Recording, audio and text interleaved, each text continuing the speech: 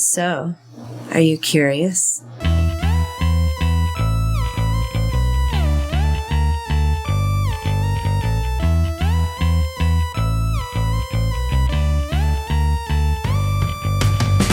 Welcome to the Curiosity Codex. I am your ardent enthusiast, Kyle Olson.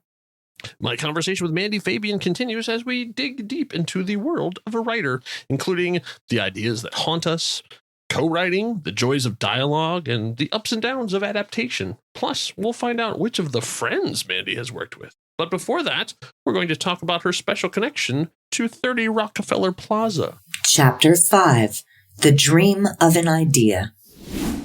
All right, so before we get into the written word, which of course I'm excited about too, there's a couple things on your IMDb profile that I wanted to ask you about. Two particular acting things. You were on 30 Rock. Oh, yeah. What was that like? Oh, my God. Well, that was like a dream come true because I was such a huge fan of that show. Weird side story. I don't know if I told you about how I went crazy for 6 months and got an audition on Saturday Night Live. Did I tell you that part? No, I don't know this story. Yeah. Okay. Well, okay. So I had done sketch comedy my whole life. So it wasn't a complete, outrageous idea that I would audition for Saturday Night Live. And I had sent in my little DVD. And then at the same time, I had read that little book, The Secret, the one that's sure. Yeah. all you have to do is imagine it. Visualize it and put it on the board. And So I was like, I'm going to do an experiment. And I did The Secret so hard. I booked a plane ticket to New York City. And I told everyone that I had an audition for Saturday Night Live, when in fact I did not. Did you know anyone who knew anyone who was on the show? So I had a friend who worked on 30 Rock. I don't remember even what she did. She was, I think, like a PA or something. I don't even remember what she did. Oh, maybe she was a writer's assistant. I don't remember. Okay. But she worked with the 30 Rock folks, and so she knew the lady who cast Saturday Night Live. Okay. So she got that lady my DVD. I made a character DVD. So it wasn't like completely out of the realm of possibility, except it was because they only ever scout UCB and the Groundlings and, Yeah. It was a ridiculous thought. And more ridiculous to book a plane ticket and then proceed to tell everyone, with the exception of my fiance at the time, that I was going to go and do an audition for Saturday Night Live. And people go, like, I was on the plane. There's a lady, what are you flying to New York for? I'm like, oh, I'm auditioning for Saturday Night Live. And she'd say, oh, when? And I'd say, soon. And I was there for as soon as the universe wills it. And I was there for 6 weeks. And I told my agents and all my friends that I was auditioning for Saturday Night Live. And instead, I got an audition for 30 Rock. Okay.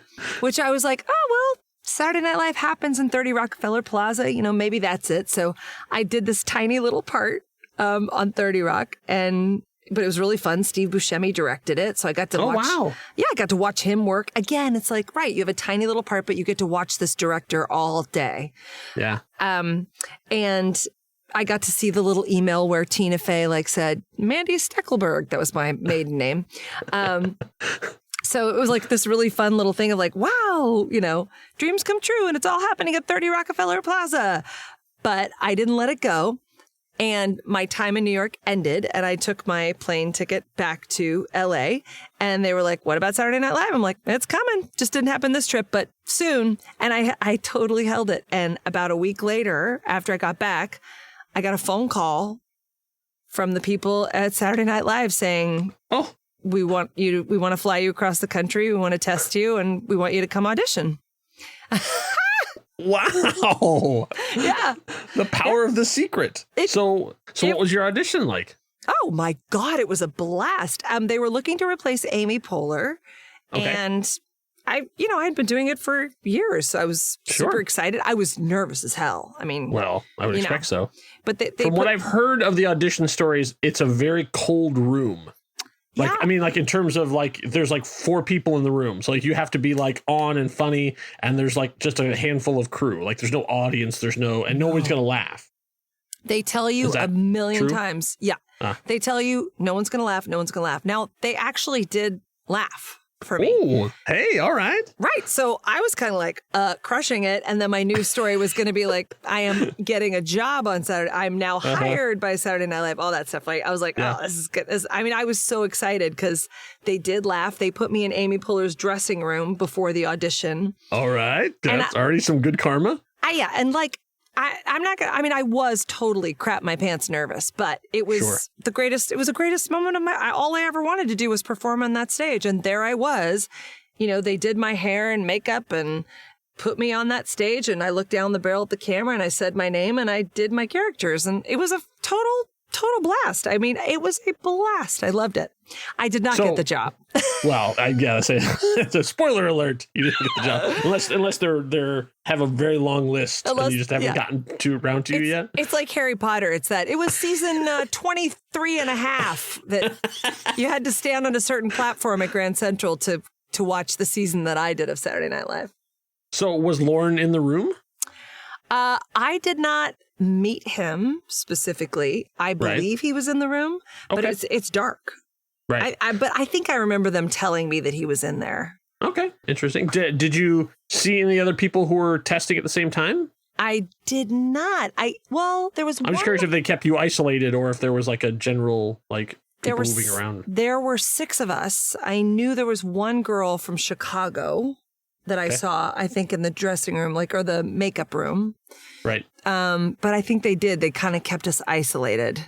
We didn't get to. Well, it makes sense. I've heard other stories. It was like they lined you up and. No, I've heard stories where, someone's waiting to audition and then they hear the person in front of them. Yeah. Doing their Killing bits. Yeah. But that was not. I was the first one to go.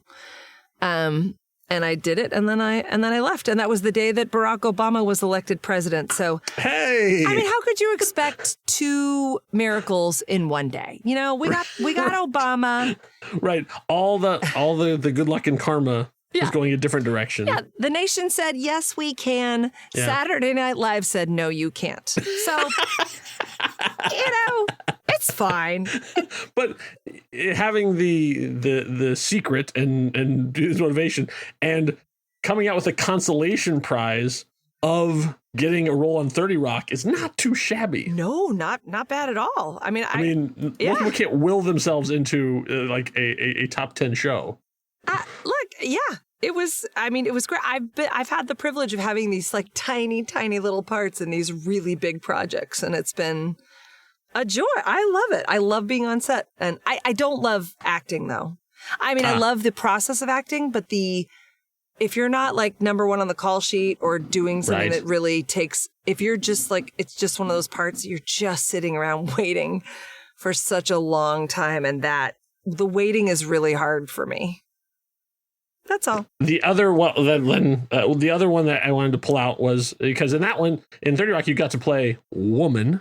Yeah, woman. Which, you take what you can get. But I tried to get shapely woman, but I guess they had already done that previous in the episode. So, but you actually got to be Susan Kane when you were on Grey's Anatomy. Yeah, that's pretty cool. This is all a story really about how I'm psychotic. Oh, okay. I didn't realize these two were thematically linked. I was just excited by the fact that these are like big time shows that you got to be on. I know. It's stupid luck. I had done Dropping the Soap, the web series that I wrote. Okay. We'll get to that. Yes, was. I know I'm jumping around in time, but I was just curious. It's fine. So it was I think I had met Dan Bukatinsky because he was producing it at the time. They were trying to sell it, and I'd met him, and we just got on like a house on fire. It was great, and he was the writer of that episode, and he threw me a bone and was like, "Hey, let's let Mandy come in and audition for this," but I couldn't come in for the audition. Oh. Because I was leaving town, and it was one of those things where I was like, I can't move my flight. I have to go. So I cannot come audition for this. So I was like, I mean, I have tape. I've done things I can send. I was woman on 30 Rock. Do you not know my history? I literally sent a couple, I had done a tiny little web series thing, and I sent them a couple episodes of that. You sent them your reel. And I said to somebody earlier, I was like, I'm offer only. If they want me, I was like, I've decided. Well. No, but this is why. I was like, the way that I'm actually going to quit acting is say that I'm offer only, because then I'll never get an offer. And that way, the career, I don't actually have to. They just haven't met my quote yet. Exactly. I don't ever actually have to quit. I just have to make my standards so high that no one will ever meet them, and then we can just call it a truce. Like, I didn't quit, but they also wouldn't hire me because I was offer only. And then so I said, I made this joke that like, well, now I'm offer only. And then I get this audition that I can't make, and I send in my tape. I'm like, I can't, and they offered it to me.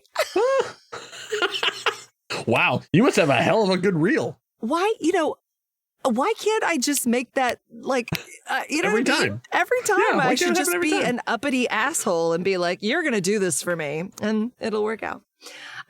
So what? So did you have a medical malady? Like, what was your? Did you have something stuck into you? Like, were you impaled on something? Like, what was your medical problem? It was so fun. I did not have a medical problem, thank God. I'm not a cry on cue person. I was a mom to a little girl who was having medical issues, but it wasn't like a sad medical issues, because the issue was with her brother, who was a super brat. And we were parents who were very like, we don't say no. We say, it was so fun, to be the kid. Like, I think the little kid like shot a doctor in the face with a dart gun, and I had to be like, hands are for hugging, not for hitting, that kind of thing. Yes, I know that type. I loved it so much. I love playing those characters. It was a blast. Yeah, I got really lucky, and I got to meet Patrick Dempsey. Who were you doing the scenes with? I don't remember the name. I didn't do a scene with Patrick Dempsey. Grey's Anatomy has been on a long time, and they've gone through a lot of actors, so I totally understand. You might even say the name, and I'll go, okay. Like, I think I stopped watching it. It's like season 8 or something. So yeah. Is it still going, or did it finally? I think it's still going. Yeah. Wow. Yeah. Yeah. It was. I mean, everybody was like a good, tight family on that set. They've been doing it forever, so it's just like clockwork. Yeah. But I don't remember the name of the actress who I had the scene with. I don't remember. Isn't that terrible? Okay. You've been through a lot, and it's at this point here, as we're recording in 2021, I don't begrudge anybody memory stuff, because last year has turned my memory to tapioca. Like, anything from the before times, I just kind of go, just sure. Like, this is why we have IMDb. This is why we have on-demand stuff. You can just go back and watch and go, oh, yeah, that's who it was. Well, there is that, right? Yeah. None of us have to remember anything, so. I don't expect perfect recall from anyone. Well, and I always I hardly ever remember. I hardly ever remember the names of actors or actresses. I've always been the person, like, I grew up on a ranch, so there's a part of me that I'm like, I think I still live on a ranch. I'm always like, it's a little bit like, if the information gets to me, then it's important, That's right. I don't go seek it. Like, and it's great too for being an independent filmmaker, because I know when someone's famous, because if I know about them, they're famous. I don't do deep dives, Right. Yeah. And that also means that you're not prejudiced against somebody when you come together, because if you don't know them, then you're not thinking like by their previous work. That's true. Like, you can just evaluate them on like, are you going to be a real jerk on my set? That's true. That is true. Yes. Okay, so those are the two I just wanted to pull. I mean, I'm sure other stuff will come up, but as I was looking through the list, those are the ones that I wanted to bring up. Okay, so when we last left, you had written a office spec. Oh, and it was the first time you had actually sat down and put pen to paper. Yeah. And so now that got sent around, and so that got you work, or did you just like go, oh, this is fun, I'm going to start working on something now, or did someone say, hey, write a thing for me? It was it was how I learned to be a writer instead of dreaming of being a writer. Right. You were dreaming of being a writer? That doesn't happen very often. I know, right? Most people are just like, it's an affliction. Well, oh God, right. No, because if I could not do it, There's lots of easier jobs out there. Oh, yeah. I just heard a podcast where Tina Fey, did we talk about this? Where Tina Fey said there's nothing fun about writing. The only fun part of writing is when it's finished. Yeah. Paul F. Tompkins has said, like, basically, having written feels fantastic. Oh, yeah. Writing is terrible. The worst. Yeah. I don't know why I decided to take it on, except I guess I try to do everything that's hard and makes you miserable.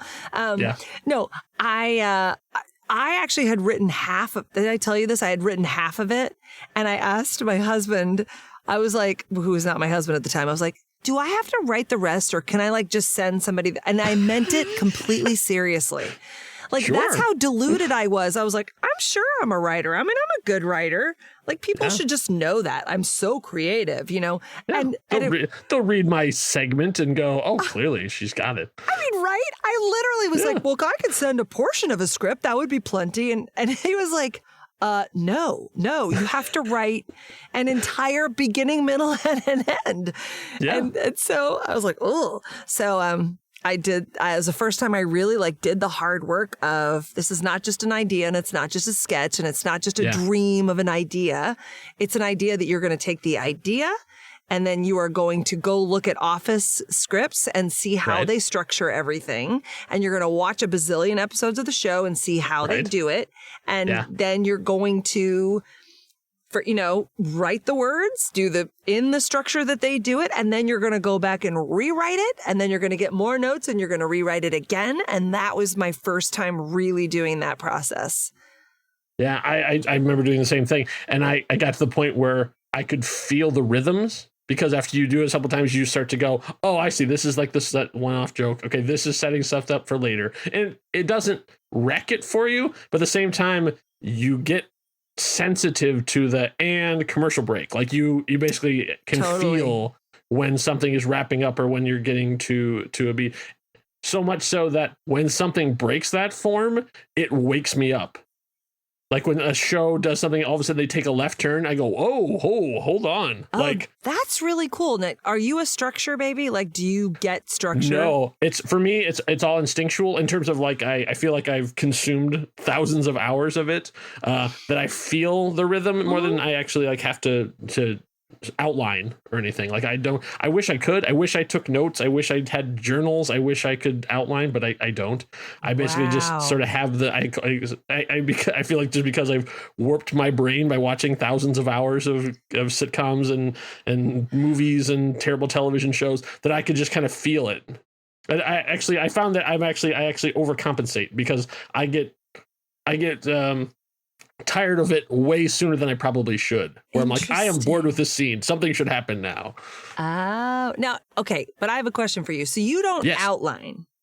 I don't outline. I really wish I did, but I don't. Well, I didn't when I first started either. But when I don't outline, it turns into a bit of a first idea, best idea scenario, right? Because you sort of have to take your idea and then you follow that down and then it unfolds in that way, which can be really fun, stream of consciousness.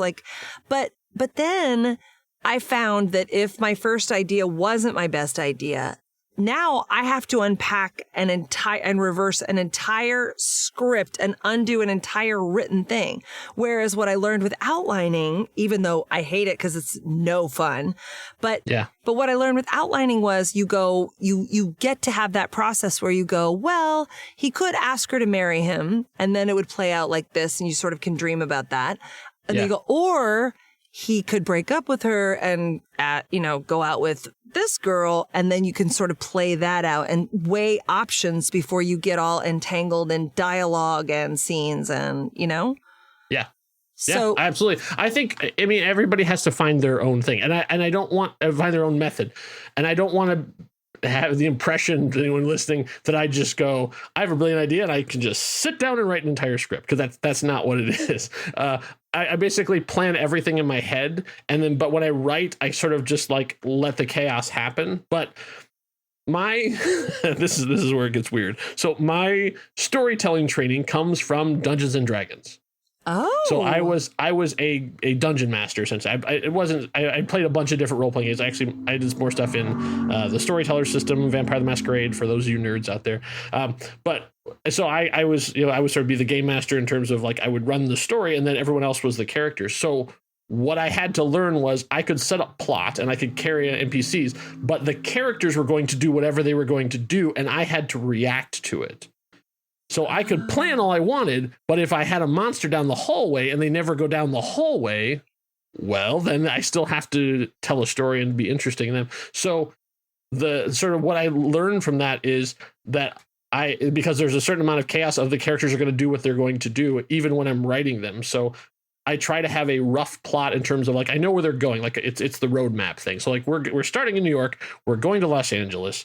I have 10 stops along the way, but I don't know exactly what the route is going to be. I only know the stops they're going to make along the way. Okay. So I sort of just then I develop my characters. I have them like what their conflicts are and everything. And I just sort of let them loose and I just kind of transcribe what they do. Okay.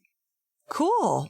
I mean, that's just the method that has worked for me. And sometimes it doesn't work. I mean, sometimes I have written myself into corners or written and go, oh, yeah, I don't know where the hell I'm supposed to go now. Like I'm off the map. I don't know what happened. So I have to, retrace and do that and revise and stuff, too. But this is what I found is basically I just sort of listen and then let them sort of tell me where they want to go, or I throw something at them until they go the way I want them to. Oh, that's cool. Yeah, I think that's interesting because I had Killing Vivian was a short film that I did that I had no idea how it was going to end. I only knew the premise of it. Okay. And I had an idea of how to set up the premise and then how to heighten the premise, but I really didn't know how it ended. And then it actually has this great twist at the end that I love, but it was really, truly one of those as I was writing it, I couldn't believe it, Yeah. Which is really fun. But then there's there's a different short film I did called You're Breaking Up where the whole movie was built to go to that ending. I knew the ending and then I went backwards and said, okay, if that's where we're ending up, how do we get there? So I guess and have it so that people don't know where they're going to. So the characters don't know where they're going to end up or the audience. Yeah, because it's really, there's always surprises. Even if you outline things, you have surprises because you don't know a character's going to say something like that or, Yeah. I like stream of consciousness writing. I really do. I feel like there's a lot of magic in it. And it's more likely to give you that thing you're talking about, the thing that sort of is a twist on the old formula. Yeah. I even something I was writing today. As I was sitting there, I sort of usually before I start, of course, I do everything I possibly can to stop myself from starting. That's just part of the procedure. Laundry. Oh, I need to finish. Oh, I gotta send this email. 100 things will come up before I can sit down, even when I have dedicated time to writing, because the brain doesn't want to do it. No, you have to get it going. So I just sat quietly and I was thinking about, okay, what do I want to accomplish in the scene? Who's in it? What are they going to say? And I came up with oh, that is a really good line. I've never heard that in anything before. That has to go there. And I wrote the entire scene and I was like, whew, and at the end, I nailed it, walked away. And I'm like, I didn't put the line in.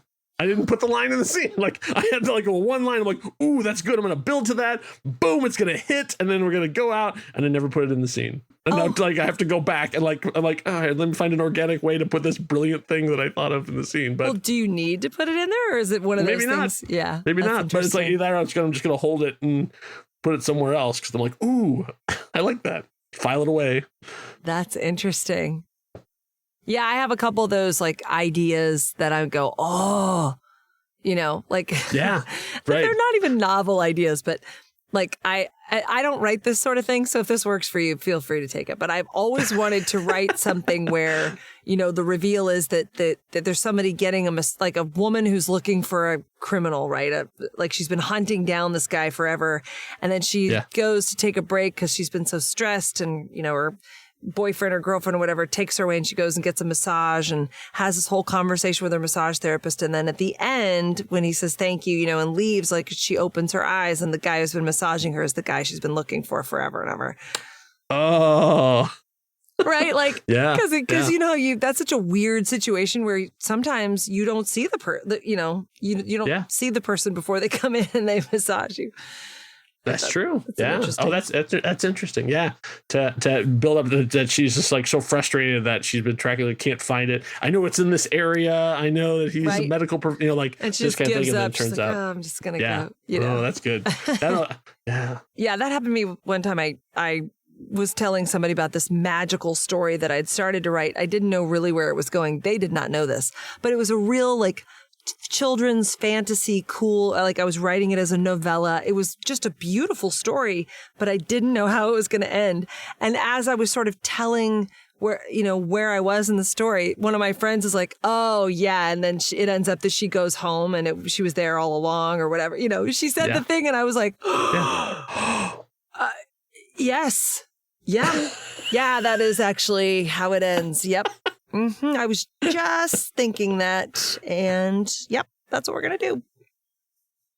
So when you said when you had started to do your first, was it a short or was it a feature that you were going to do that you ended up writing with someone else? Oh, I did the Office spec alone, and the first feature I did on my own. And okay, that's when I discovered that, that's a marathon. Holy God. I mean, I took a class, like I took one of those boot camp classes and, suffered through being a lonely, frustrated writer. I came up with something that is actually, it's the screenplay of that novella, that children's fantasy novella that I wrote. Okay. And I wrote a screenplay because I loved it so much. I really liked that piece. And, so that I did that, but I didn't, it was not a genre that I'm going to repeat. It was kind of a one-off Harry Potter-ish kind of thing, but my brain doesn't usually work that way. So I was like, well, what am I going to do? Get an agent as a children's fantasy writer and then be like, oh, I don't actually write any other children's fantasy. Surprise, just had one idea. It was just Here that it is. One, actually, so. It's your Catcher in the Rye. You're just like, then I'm out. Man, see ya. Yeah. Yeah. I guess I could have come up with something, but like, I'm so not. Yeah. Anyway. So then, so my roommate at the time, was working on a piece that it was an idea that she had sort of kicked around with some people in New York. It was one of those like, hey, I have a house we could use. Let's write a story that we could shoot in that house. Yeah, absolutely. And they came up with like a sibling dynamic, and it was all about the mom selling the house. And then she was working on that. And then it was kind of, she was sort of like needing some, some conflict, some structure. Yeah, I like to call the crunchy bits. Some inspiration. She was like, I'm a little stuck. And so she was like, I think I'm going to try to find a writer to help me with this. And I was still really more heavily an actor at the time. And I was like, well, let me take a look at it. And like, I'd love to, I'm happy to talk to you about it if it's something that it totally caught my imagination on fire. And I would be like, oh, what about this? What about that? What about, no, don't do that. Do this. And we totally like would stay up late talking about this in our kitchen. And finally I was helping her to write her script, going, sending her long questions about each character and like, answer this and what's her thing, and just really, really helping her write it.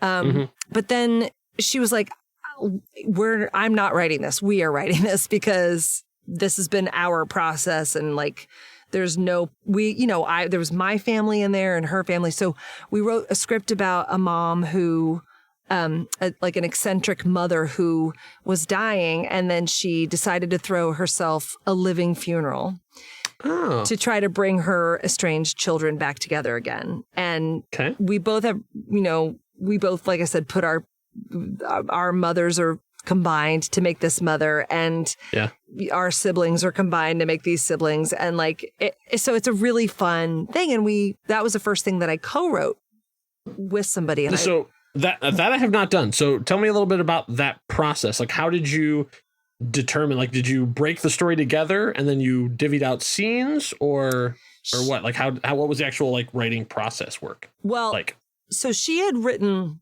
like 60 pages of stuff, but it wasn't exactly the story that we were coming up with together.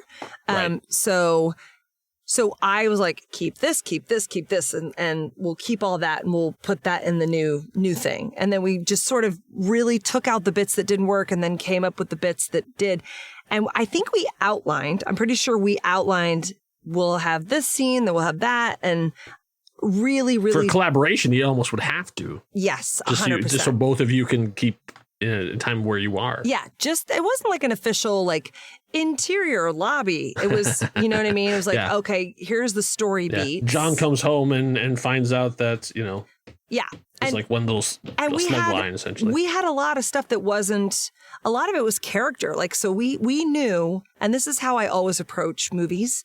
I do a lot of every character matters to me. And you always want to get a very clear about like where they are at the beginning and where they are at the end, right? So that was the thing we had to figure out. Like, so here's who Sam is at the beginning of the movie. Who is she at the end of the movie?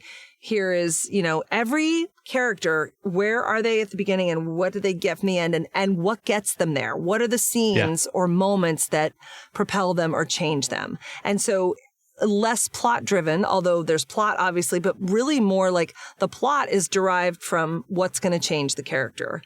And so we did all that work. And then, so we knew we had to have a scene where this changes Sam's mind about blah, blah, blah, or, and we did all that. And then once we were done with that, I took a crack at the first pass and I just wrote the thing.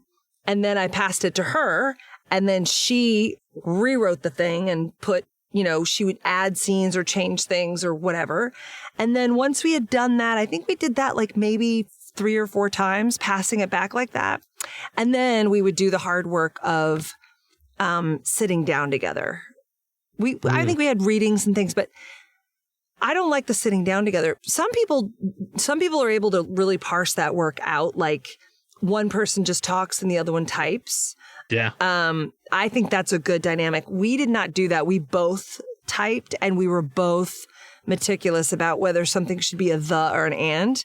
Oh, yes. And that made it a lot harder, but worth it. Like we both felt really strongly about every word that was on that page, but it took a while to get us both there because we were both so opinionated about it, Did you get into, I won't say fight, but did you get into did it get intense? Did you get to the point where the two of you were like, not yelling, but like really strongly, like this should be in, this should be out on something? We were very... And how did you work through that, I guess, is the yeah, I mean, we were very passionate, but the truth is like, at the end of the day, when you have a partner, right, like it's easy to put in things that don't work great when you're on your own because you figure, I'll get to it later or, talk about, you have to have better ideas. Like writers don't just get to have one idea.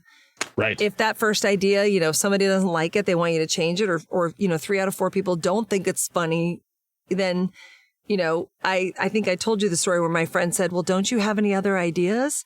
Well, right. I was so offended that somebody didn't like the most brilliant thing I'd ever written. She's like, just come up with something else. And I'm like, what? But that is the job. Right. So for us, it was like, if we didn't both love it, then neither of us would bend. So everything in that script had to be something that we either both loved like crazy or we didn't hate it so much, or, it was like 6 of 1, like that we were fine with it. Anything that we don't like doesn't end up in the script. So that's how that works with a partner. And a lot of times it pushes you to come up with better things. True. Yeah. Say having sort of an audience right there. Yeah, because, if, does this work? Right. If you don't think it works and I love it and I think it's the best thing ever, look, somebody doesn't think it works. So there's a possibility then that doesn't work. So you have to find the thing that works for both of you. Now, are you monogamous when it comes to scripting? No. Are you a single project person, or while you're collaborating with her, were you also writing something on the side? I was. I was always writing a gazillion things at once, and I don't recommend it, but I really don't. But that is what I did because I was, I really was crazy about my ideas. I wanted to do all of them, and I also did not have just one writing partner. Oh, interesting. Mm-hmm. I wrote something with Mandy Kaplan. Oh, okay. I love the script we wrote together. And that was the thing where, we can't agree on any idea ever. So we never agree on anything. So coming up with, which is funny because I think she's hilarious and she thinks that, and we respect and love each other. But every idea she has, I'm like, "Meh," and every idea she'd be like, like we hated each other's ideas. So we came up with one idea that we both went, oh, and it was so good that we both wanted to do it. And miraculously, we did. And you didn't kill each other. No. I mean, almost. But because we're so different. So then you did two different sort of writing relationships. Yeah. What did you find were the differences between them? Mandy was not as like, she was okay with me being a little more like, I wanted to say it like this, She was a little more flexible with that stuff. And we were writing two totally different things. Like, sure. One's more drama, one's more comedy. Yeah. One was a very character driven character arc, how they develop over time. And the other one is like just a flat out fun comedy. The characters are very sketchy and broad, but like I love this movie, and I still hope someday that we get to make it. Okay. So you get that in your back pocket. So next time, so Halloween comes calling, you can be like, yeah, we were just making each other laugh and being stupid, and then trying to also crack the code of what makes a good movie, like looking at other movies like this and going, okay, how is this similar to Wedding Crashers or, We looked at a lot of classic comedy, our favorite comedies, and looked like, okay, where are they by minute 20, and how do they do buddy comedies? Because ours is a buddy comedy, so we really looked at like, where do they have their dark night of the soul? What are the things, how, and then we also, even though neither of us, once again, it's an action comedy. Oh, okay. Which is crazy, right? Because I'm like, I do about as many of those as I do children's fantasy. But you get an idea and you go, oh, it comes to you and you're like, well, this is it. This is the one I'm doing. Now, at the time, and much more so than now, you were a writer/actor. Yeah. So were you thinking of roles for yourself in either of these things, or were you just like, the story is the story? That's interesting. I always, like when I'm coming up with characters, they get written in my voice, right? Like, I mean, as a comedian, you have a specific voice and way that you do things. So I think you always write jokes and things in a way that you would deliver, that you would think is funny. Like we would be acting out these scenes in character with each other. And there was one character that was definitely Mandy, and there was one that was definitely me. And like, there was a best friend character that I had added to the other one that was totally me. And like an actual situation from my life that we added into the movie that I just thought was hysterical and added this whole storyline.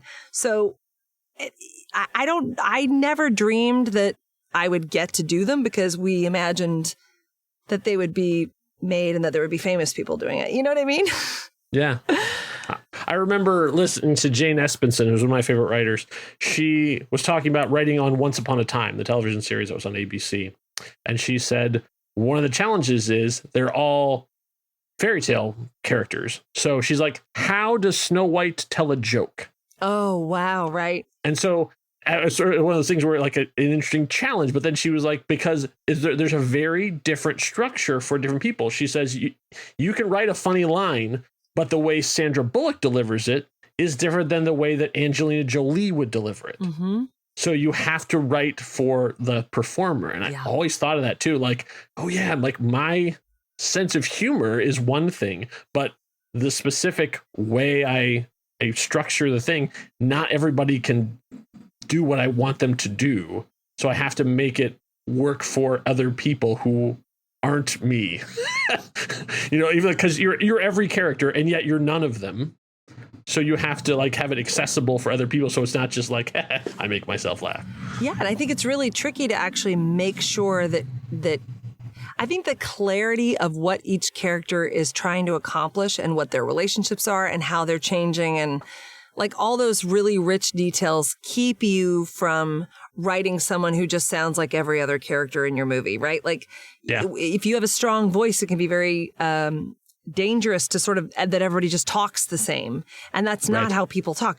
But you know, what's interesting too is like the movie that I just did, there are people who I cast in that movie who talked at a totally different rhythm and pace than I imagined the character talking. Yeah. But they really made it their own, you know? So, yeah. So sometimes an actor will come in and transform something like that, right? Like it'll be your jokes and your sense of humor, but somebody else will be doing it from their perspective and it makes it seem like it's theirs, you know? Yeah. Or find a joke in a line that was never intended to have one. Oh my God. That's just like magic. How did you do that? That was just a boring line to get to the next line, and you found a funny way to say it. Right? Oh, just blows my mind. There's always one joke in there that it gets a big laugh, and I'm still like, I still don't get it. I don't know why that's funny. Yeah. And I'll turn to somebody and be like, why is that funny? Because it's just a thing one of the characters says, you know, makes sense to me. And people are like, oh, such a funny joke, you know. I remember every time that there's a script reading, I always like have my pencil there. And whenever I'm like, oh, here it comes. And then there's no response. I always write clunk next to it. I'm like, okay, that joke didn't work. Try it again. And sometimes I will keep it in. I'm like, you know what? Somebody's going to think that's funny. And so I'm going to keep it in there because I think it's funny. Oh, yeah. I like to just say like, well, people are listening. That's why they're not laughing. Yeah, that's right. They're like, oh, they're listening. Yes. It's going by very fast. They don't want to miss a word. They're laughing deep, deep, deep down. Yeah. It's a soul laugh. Yeah. Yeah. But it's funny how, you know, like writing those characters, you know, you really... When I first started writing, that was something like all of my characters talked the same. I got that note a lot. Oh, yeah. Yeah. Yeah. But then somehow miraculously, I don't know if you just get to know more people or if you figure it out somehow that they start talking a little bit to you. Yeah. Well, I mean, when I can look back at the early stuff and go, I can tell what I was listening to at the time. Because it was like, oh, that's clearly like writer X. This writer is Z. Like, I'm like, oh yeah, I see what you did there. Yeah. Oh yeah, I wrote one of my favorite sketches of all time was a sketch that I wrote after I had just read. I'd gone on this whole jag of reading Harold Pinter, the playwright. Oh, okay. And he has this really rhythmic way of writing, and everything is completely. He loves the pause. Yeah. And everything is subtext. Nobody's actually saying what they mean. It's all subtext. And it was a ridiculous sketch where it was prisoners of war who were going to be tortured by being forced to do the Macarena. It's the dumbest thing in the world. But that old chestnut. But the way that I wrote it was this like rat-a-tat-tat-tat, like the rhythm of it was so, and the characters were so weird, you know. But it was I had that rhythm so in my head from reading all this Pinter, you know. And I love that. I love it when you see something and you go, oh, that's the feeling that I want. That's what I want to create. Like that's the world that I want to sort of live in for this next project, you know? Yeah. Yeah, I'm right with you. Like I love dialogue. It's my favorite thing in the world. And all the stuff I've listened to and done are all that sort of like it's Aaron Sorkin talks about the music. Oh, it's God. It's like you hear the rhythm and so whenever I talk to a director about the stuff, I said like, look, whatever you can do, whatever you want, you know, like it's your show to get but faster is better. Like my stuff does so much better if you keep the pace up, because if you slow down, then it's just like each line hangs there and it doesn't work because the counterpoint is coming. So you need to da da da da da da and keep it moving no matter what it is. I agree. I don't know if it may be me being pretentious, but like I've heard it both ways, and I can tell you one works and the other doesn't. Well, it's interesting. Like sometimes in film, really stylized things can feel too stiff, like unnatural, right? Yeah.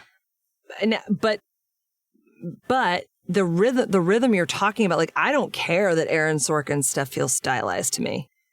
No. Right? It's like, it's such a song. It's such a beautiful, I love his stuff. And the rhythm of it is so important. And like this movie that I just did, I have a very rhythmic, like I think I'm a songwriter, right? Like that's really what I'm doing. And it would kill me, not all the time, but I had to find that happy medium between, because these are friends hanging out on a campground, you know.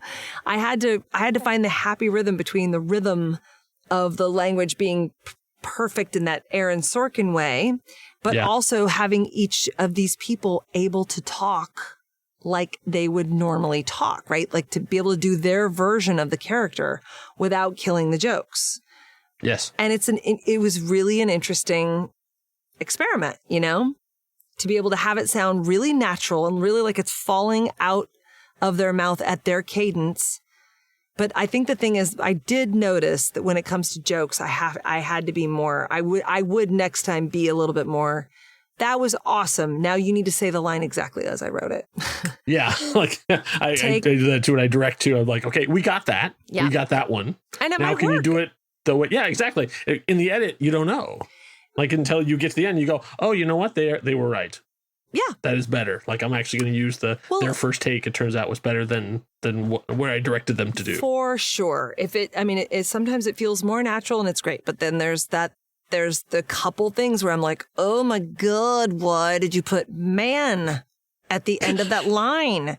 Hey, man, like, oh, no, you know. So in this period then of stuff you were writing, what was the first thing that sort of got filmed? Oh, you mean like professionally? Because like you can film anything. Well, no, anything. I mean, the first thing I did was, I think Patrick and I did 3 episodes of a little like mini web series thing called Now with Child. Okay. Because I was pregnant and we were laughing at like how terrible we were as parents. Like, you know, like we're going to be. Yeah. Yeah. I just thought it was hilarious that I was such a jackass and I was now going to be a mother and I was constantly saying things that were horrible. And Patrick was constantly trying to be like, you know, you can't say things like that. And, you know, so there were all these real things that happened to me when I was pregnant and I wrote these little episodes and we shot that little thing and that was really fun. And I pitched it to like, Nickelodeon was going to do an adult thing. Like, you know, so there was that. But then there was Dropping the Soap, which was really my first time doing. Yeah, Dropping the Soap was first. That was my first time doing a 10 episode. Like, wow. Yeah. And we didn't. Half hour? No, they were 10. They were like 10 minutes. Oh, okay. That's more reasonable for 10 episodes. Yeah. Because it was, I'd never done anything like that before. And when we started, he was like, you know, can you write the first couple episodes? We want to do behind the scenes of a failing soap opera. And I was like, I love soap operas. I would love to write that. And then I met with all the actors and it was great. It was really fun. We had this lunch and I looked at all the people and like heard them talk. And I was like, oh, well, you're clearly the writer. Oh, yeah. You guys are going to be enemies. You don't get to be best friends. Sorry. You're going to be enemies. You're closeted. You're overqualified for the show. You're underqualified for the show. Yes. And it was so fun to like really come up with those characters and storylines. And we wrote a couple episodes because they had money to shoot 2 episodes. So we did that. Okay. And then they got money to do like 2 more. So I wrote 2 more. And then I wrote like what I thought was probably, I don't know, season finale kind of. We wrote the 5th one. And then we shopped that around. And that's when Jane Lynch and Dan Bukatinsky and Lisa Kudrow and those people came on board as executive producers to sort of try to make it into a thing. Because at that time, web series were they were trying to figure out how to, you know, everybody's trying to figure out this new World Wide Web video streaming thing. Right. And how to, like, maybe Pepsi, it's your show sponsored by Pepsi. And then, you know, that kind of thing. Trying to get money so that people would get paid for doing these little web series, things like that. So were you like in the room having those conversations or were you still just like the writer? No, I was very lucky that I got to be in the room because it was... I was the one who was going to have to do that. And we actually worked together. Like Paul and Kate were the 2 leads on the show. And we really did create, like we went over everything together. I wrote everything, but then we would break story. We would talk about things. They would say what they liked and didn't like. And really though, for the trying to service what, you know, cause people were saying like, well, could you do it in, you know, could you do 10, 5-minute episodes? Could you do 2 half hours? Could you do, you know, would you be able to do this? Like, and I was responsible for being like, yes. And here's how we would do it. And now let me pitch it to you. And here's 6 30-minute episodes. And here's how we would do it if it was, so there was a lot of that in the process of trying to like sell it. And then ultimately what happened is we did get financing and we made it and we used the first 5 original scripts and then I just wrote 5 more. And we did a 10-episode season and it was great. It's really fun. Did you, on that 10th episode, were you sort of like, this could be the last one, so I need to do it? Or were you like, I'm going to put stuff in here that'll make it so they have to give us more? It was a season finale for season 1. We had some ideas for what could happen in season 2, but it wasn't like we were looking for a season 2, Like if that were to happen, then great, but it had taken, that whole process, honestly, it took like 7 years. Wow. At least. That was in 2017, I think, that Jane won the Emmy. I was going to say, I was trying to put my head in a timeline. So this is a post Friends Lisa Kudrow, but a during Glee Jane. Okay. Yes. But it was in 2010 when we shot the originals. Okay. And then we shopped them and then we, went through the whole thing. So I wrote these things in 2010 and then we shot them. And then in 2017 is when we finally had released it. It took a long time. So could there have been a season 2? Maybe, but everyone was so scattered by that point. We were all a little bit like, it might be time to move on. And I had I had written and rewritten like 3 different versions of a whole season. Yeah. And they finally were like, let's just use the 5 originals. And I was like, whoa, okay. Like I had written every version of everything for that first season. So I was a little bit like, I don't know what I got left. But again, if it had happened, I would have been happy to do it. But yeah. It was so much fun. And, I got to see John Michael Higgins and Paul Whitten do this. It's one of my favorite episodes in that show where he comes on and he's a director of a commercial and our lead actor who is a soap actor, who does the looks and he gets 30-second close-ups where he tears up in everyone and he has a voice that he lowers specifically for his soap acting. And it was just a really fun, kind of a sketch, but it was a really, really fun scene. I got to see him do that. It's amazing. So that was my first. And to hear your words. Oh, my God. Being performed by, by Jane one of the Lynch greats. and John Michael Higgins and all these great people. It was awesome. Yeah. That's cool. Mm-hmm. So then does work beget work? Like, did it sort of you had done that so that opened other doors? Or is it still like it's just starting from zero, hustling every single time? It depends. So I love writing with other people. But anytime that you put created by or written by and there's more than one person, it in a weird way, unless you're a permanent writing team partner with that person, what happens to you as an individual writer, even though you go, but wait, I've written all of these things. And unless you have written something totally by yourself, your agents can't do anything with it. Oh, really? Oh, yeah. It's the worst. I learned that lesson the hard way because I was lazy enough to want to work with other people all the time. Well, it's also fun. It's fun, right? Right. But they couldn't show Dropping the Soap to anybody as an example of my writing, even though it's absolutely an example of my writing. And Paul and Kate would have absolutely said that. But, technically all our names are on it. And, it's teleplay by, but that doesn't mean anything. That just, unfortunately, that didn't really help my career, except that it was a wonderful experience and I got to work with all those people. And then, from there, like that, but then I really shifted into writing things by pulling up my big girl pants and writing things on my own because so at that point it's writing things on your own to have sole credit, essentially, like that's your creation that you made it, or were you already started thinking about, and I want to direct this? Well, while I was on set with Dropping the Soap, Paul and I came up with this idea for a short, Killing Vivian. And it was it was a true story because his dog was sick and he thought he was going to have to put his dog down. And I know that's not funny, but I was like, oh my God. He goes, I just wish I didn't have to be the one to do it, you know? And I'm an idiot. I grew up on a ranch and I'm like, I'll do it. And I was dead serious. I was like, I'll go to your house. I'll take your dog to the vet. Like, we'll handle it. Like, you'll be fine. Like, I'll do it. Like, you don't have to do it. And he was like, he looked at me like I was a monster.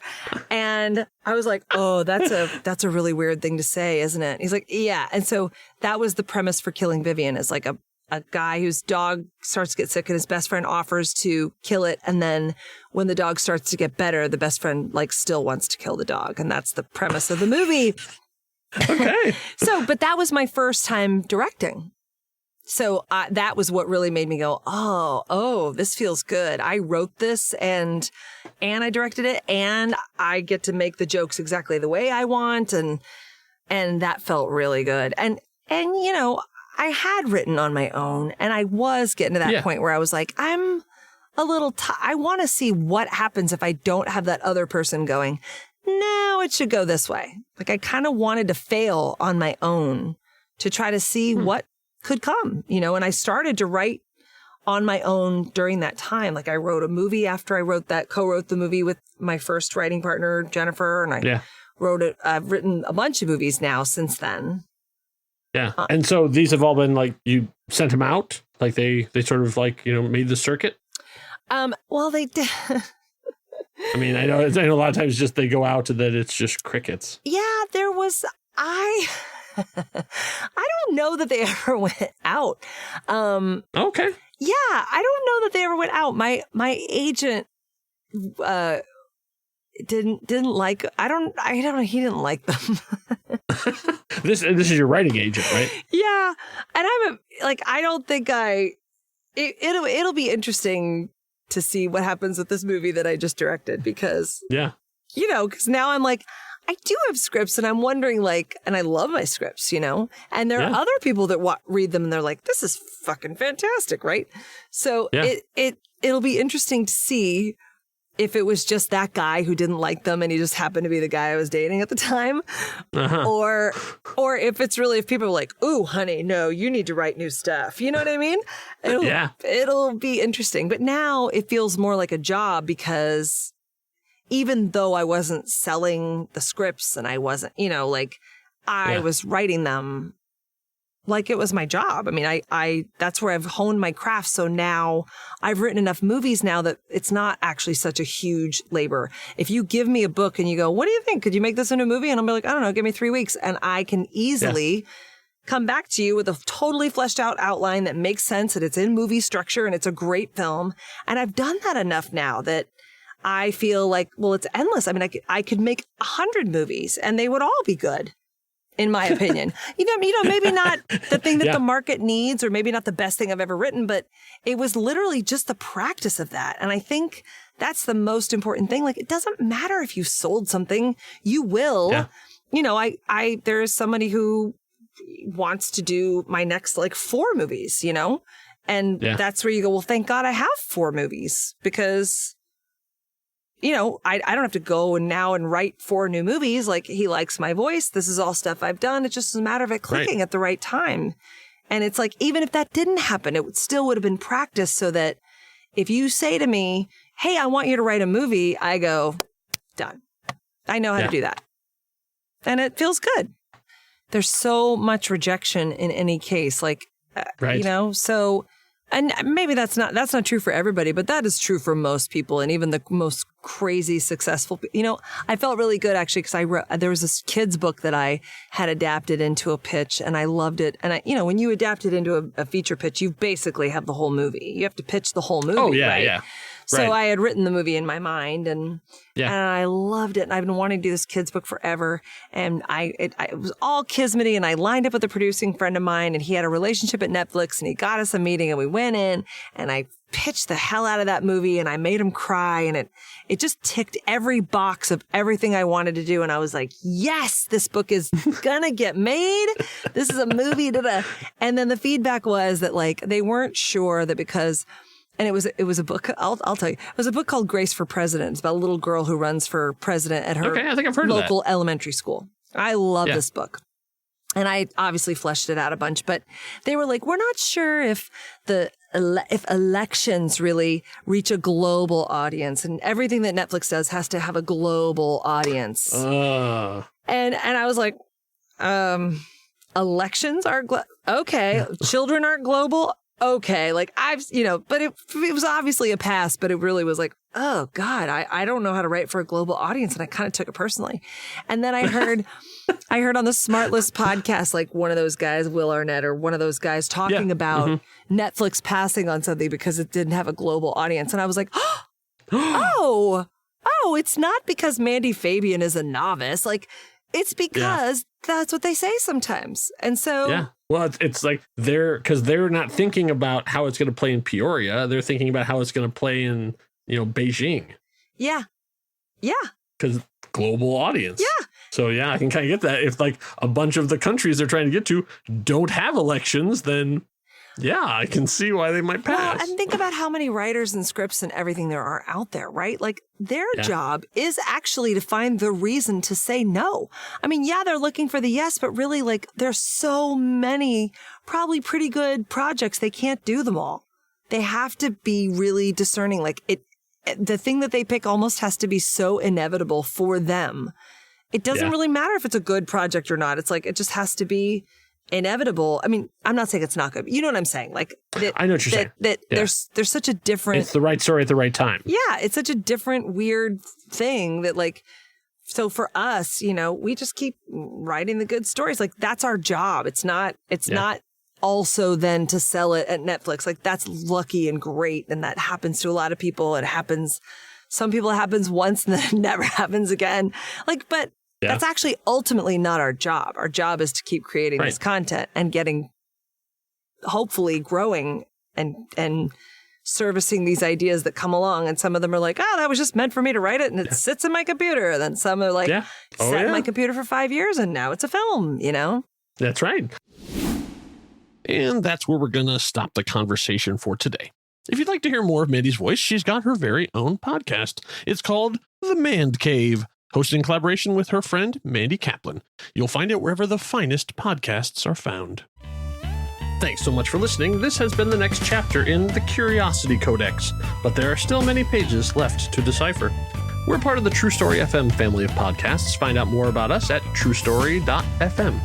Our theme music is Intrusion by Severed Personality, a.k.a. Kevin MacLeod. The voice of the Codex is Vicky Hall. Find her on the web at vickyhall.squarespace.com. And my name is Kyle Olson. The Codex is closed. For now.